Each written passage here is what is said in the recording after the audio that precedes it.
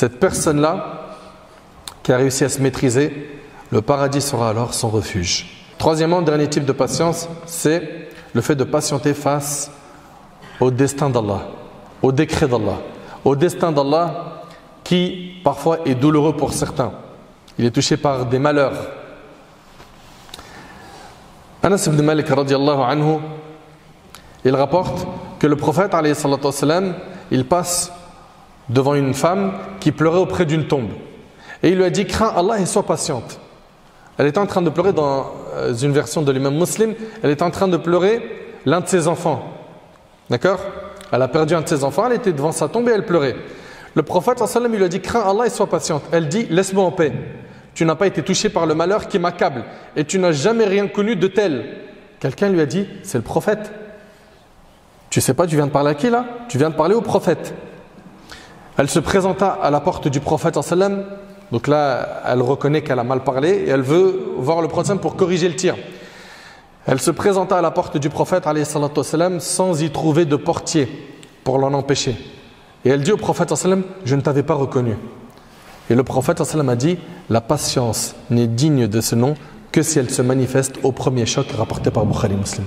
La vraie patience, c'est celle qui se manifeste lors du premier choc. Allô, tu viens de perdre ta mère. Tout de suite, c'est la lucidité. Inna lillahi wa inna ilayhi raji'un. C'est les premières paroles qu'on prononce. Nous appartenons à Allah et c'est envers lui que nous retournerons. Okay? Que tu pleures, c'est normal et c'est humain. Le prophète sallallahu alayhi wa sallam a pleuré lorsqu'il a perdu son fils Ibrahim. Et il a pleuré plus d'une fois. Donc, juste retiens que la patience face à l'épreuve, elle doit se manifester lors du premier choc. Allô, tu viens de perdre ton emploi. Allô, il y a un tel qui fait un malaise, il est mourant. C'est dans le premier choc que tu dois quoi? Être patient, maîtriser ton ego, ne pas prononcer ce qui met en colère Allah. Mais subhanallah, pourquoi ça m'arrive à moi? Ça, c'est les paroles qu'il faut bannir. Pourquoi j'ai un seul enfant, il est mort? Et je vous ai déjà donné cet exemple. Mon voisin, il en a 5, ils n'ont jamais eu de maladie. Pourquoi le mien? Ce sont ces paroles qu'il faut bannir. Tu n'es pas patient face à l'épreuve. Et certes, l'épreuve, elle est difficile, mais le prophète nous a enseigné que la grandeur de la récompense va de pair avec la grandeur de l'épreuve. Plus l'épreuve, elle est grande, plus la récompense, elle est grande. Et puis sache que par cette patience face à cette épreuve, Allah tabarak wa ta'ala, il est en train de te préparer une récompense qui est immense. Allah tabarak wa ta'ala, il nous dit وَلَا نَبْلُوَنَّكُمْ بِشَيْءٍ مِّنَ الْخَوْفِ وَالْجُوعِ وَنَقْصٍ مِّنَ الْأَمْوَالِ وَالْأَنفُسِ وَالثَّمَرَاتِ وَبَشِّرِ الصَّابِرِينَ الَّذِينَ إِذَا أَصَابَتْهُمْ مُصِيبَةٌ قَالُوا إِنَّ لِلَّهِ وَإِنَّا إِلَيْهِ رَاجِعُونَ. Allah subhanahu wa ta'ala, il nous rappelle que sur terre, on va être éprouvé. Et d'ailleurs, la base de cette vie, c'est l'épreuve. La base de cette vie, c'est l'épreuve. Tu veux le repos et le confort éternel, c'est pas ici, c'est après la mort. Fais le Jannah, qu'Allah nous accorde le paradis. Allah Ta'ala dit très certainement, nous vous éprouverons par un peu de peur. De peur par qui? Par l'ennemi. De faim et de diminution de biens. Oui, tu vas perdre ton argent. De personnes, tu vas perdre des proches, des amis. Et de fruits, c'est-à-dire les récoltes. Et fais la bonne annonce aux endurants qui disent quand un malheur les atteint, Inna lillahi wa inna ilayhi raji'un. Apprenez cette invocation, c'est l'invocation qu'on prononce quand on est touché par un malheur. Certes, nous appartenons à Allah et c'est à lui que nous retournerons. Tu appartiens à Allah et tôt ou tard tu retourneras vers lui Azza wa Jal. Donc patiente face aux épreuves. Et parmi les choses qui nous aident à patienter face à l'épreuve, il y a plusieurs choses. La première, c'est d'avoir la foi au destin, bon et mauvais. Et quand on dit avoir la foi au destin bon et mauvais, il est mauvais en réalité en apparence. Parce que l'affaire du croyant ne comporte que du bien. Tu as eu une épreuve en tant que croyant, pour toi c'est un malheur, c'est un mal, mais derrière Allah te cache beaucoup de bien. Il t'élève en degré, il te pardonne tes péchés, il te rapproche de lui, etc. etc. C'est une kafara lidhunub. Allah Ta'ala est en train de t'expier tes péchés. Allah Ta'ala nous dit Ma asaba min musibatin fil ardi wa la fi anfusikum illa fi kitabin min qabli an nabra'aha inna dhalika 'ala Allah yasir.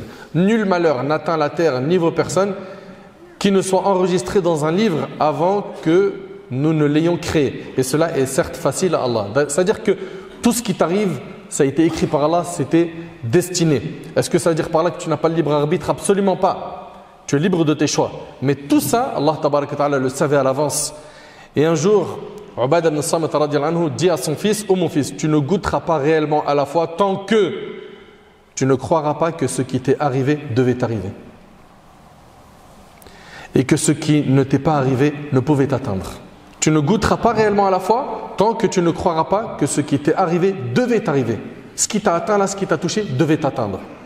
Et que ce qui ne t'est pas arrivé ne pouvait t'atteindre. Tu n'as pas réussi à te marier avec cette sœur, avec ce frère, tu n'as pas réussi à décrocher cet emploi, etc. etc. Ce qui ne t'est pas arrivé ne pouvait t'atteindre.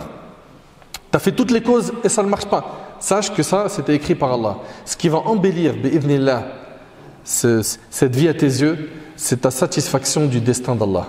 Plus tu vas être satisfait du destin d'Allah, plus tu seras heureux dans ta vie. Et parmi les choses qui aident à tenir face au destin d'Allah, le fait de désirer ardemment la récompense d'Allah. Allah Azza wa Jalla, il nous dit à la fin: وَبَشِّرِ الصَّابِرِينَ الَّذِينَ إِذَا أَصَابَتْهُمْ مُصِيبَةٌ قَالُوا إِنَّا لِلَّهِ وَإِنَّا إِلَيْهِ رَاجِعُونَ أُولَٰئِكَ عَلَيْهِمْ صَلَوَاتٌ مِّن رَّبِّهِمْ وَرَحْمَةٌ وَأُولَٰئِكَ هُمُ الْمُهْتَدُونَ. Ceux qui disent Inna lillahi wa inna ilayhi raji'un, Allah Ta'ala il dit, ceux-là reçoivent des bénédictions de leur Seigneur ainsi que la miséricorde, et ceux-là sont les bien guidés. Parmi les choses qui nous aident également à surmonter les épreuves, c'est de savoir qu'après la difficulté vient la facilité. Ça, c'est une règle divine. Allah Ta'ala il dit fa inna ma'al usri yusra, inna ma'al usri yusra.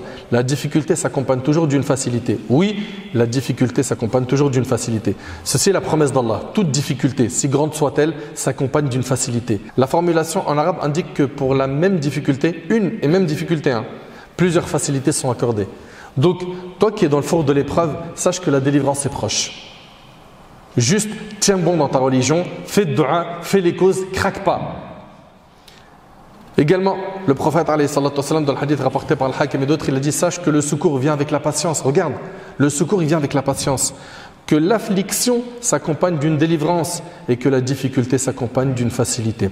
Et parmi les choses également qui nous aident à tenir face à l'épreuve et à accepter le destin d'Allah, à être patient face au malheur, le fait de te rappeler tous les bienfaits que tu as de la part de ton Seigneur. Certes, Allah t'a privé de ça, mais regarde, il t'a donné quoi? Regarde combien de bienfaits tu possèdes. Tu jouis d'énormément de bienfaits. Si tu penses à tout cela, ça t'aidera à être plus patient.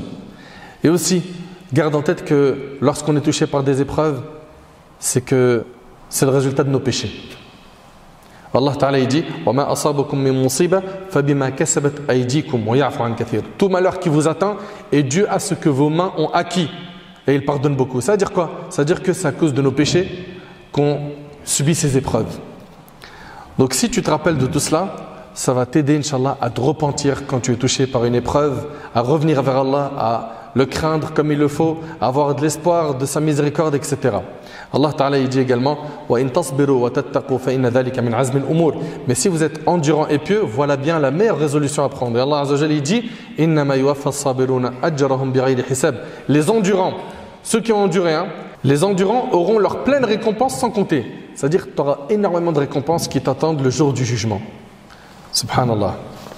Mes chers frères, mes chères sœurs, Allah Ta'ala nous a recommandé la patience dans 90 versets. Allah Ta'ala a fait l'éloge de ceux qui sont patients et il leur a annoncé des bonnes nouvelles, qu'ils auront des récompenses sans limite le jour du jugement. Tenons bon et soyons patients face à l'obéissance d'Allah Subhanahu wa Ta'ala. Soyons patients face au péché, craque pas ton pas dans le péché. Tiens bon, invoque Allah, fréquente des pieux, apprends beaucoup ta religion, apprends à connaître Allah, ça t'aidera à mieux l'adorer. Et patiente face au destin d'Allah Ta'ala, et garde en tête que tout ce qui nous arrive, même si en apparence ça peut te sembler être un grand malheur, sache que derrière ce malheur, alhamdulillah, il y a un grand bien pour nous. Enfin, relativise et on demande à Allah Ta'ala, pour terminer, de faire de nous des patients. On demande à Allah Azza wa Jal de nous accorder la force de tenir face aux épreuves, qu'Allah Subhanahu wa Ta'ala fasse de nous des pieux, qu'Allah Azza wa Jal nous aide à tenir et à nous accrocher à notre dîn jusqu'à notre dernier souffle.